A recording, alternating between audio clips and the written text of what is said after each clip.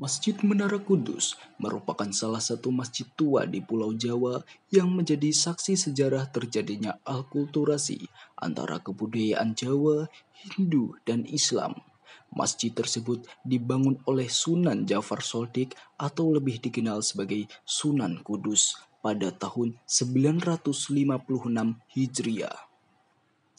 Selain menaranya yang berbentuk candi, terdapat pula sebuah batu yang berasal dari Baitul Maqdis atau Al-Qudus di Yerusalem, Palestina.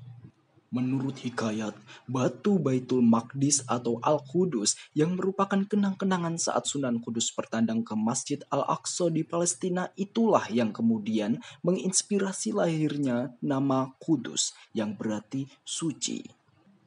Dan di kemudian hari, nama tersebut juga disematkan pada kota dan masjid legendaris ini. Masjid yang pada awalnya bernama Masjid Al-Aqsa ini juga menyimpan cerita menarik dalam proses pembangunannya. Konon, Sunan Kudus membangun menara masjid hanya dengan menggosok-gosokkan batu bata hingga lengket dan akhirnya merekat. Di samping menara yang menjadi pusat perhatian, masjid juga memiliki keunikan lain. Salah satunya pintu gapura yang berbentuk menyerupai gapura candi-candi Hindu di Bali atau kerap disebut dengan Kori Agung.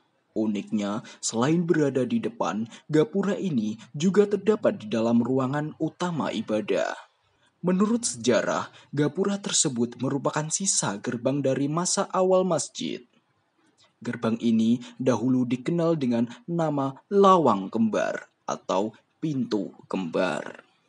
Seperti halnya masjid-masjid kuno di Jawa, Masjid Menara Kudus juga menerapkan metode Soko Guru dengan 4 tiang utama penyangga bangunan dan Soko Rowo dengan 4 tiang pendamping.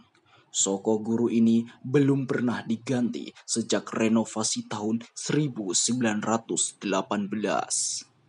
Di dalam area masjid, tepatnya di bagian belakang, terdapat kompleks pemakaman. Disinilah Sunan Kudus beserta para ahli waris dan tokoh-tokoh lainnya dimakamkan.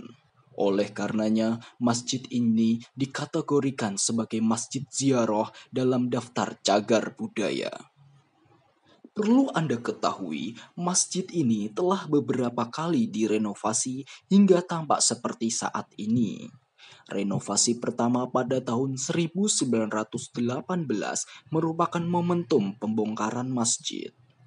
Pada tahun 1933, serambi depan masjid diperluas.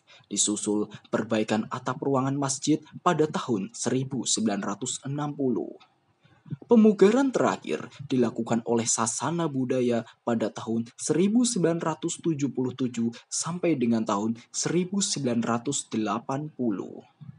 Menara Masjid Kudus saat ini menjelma sebagai tujuan wisata religi umat Islam.